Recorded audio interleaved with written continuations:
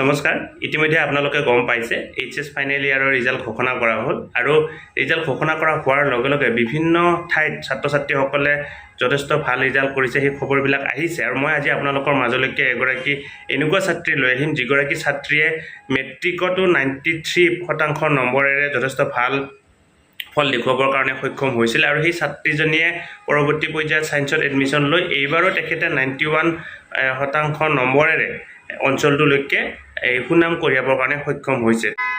এখেত হৈছে লীনা চলিহা, এখেত উপমা চলিহা আৰু মুনীন্দ্ৰ চলিহাৰ কনিষ্ঠ কন্যা। এখেতে 5টা বিষয়ত লেটাৰ নম্বৰ সহ 91.2% নম্বৰেৰে এই অঞ্চলটোলৈকে গৌৰৱ কঢ়িয়াবৰ কাৰণে সক্ষম হৈছে। আমি তেখেতৰ উজ্জ্বল ভৱিষ্যত কামনা কৰাৰ লগতে ভৱিষ্যতে যাতে তেখেতে সফল ব্যক্তি হৈ এই সমাজৰ কাৰণে নাম কৰিব পাৰে তাৰ কাৰণে আমি ভগৱানৰ ওচৰত প্ৰাৰ্থনা কৰিছোঁ।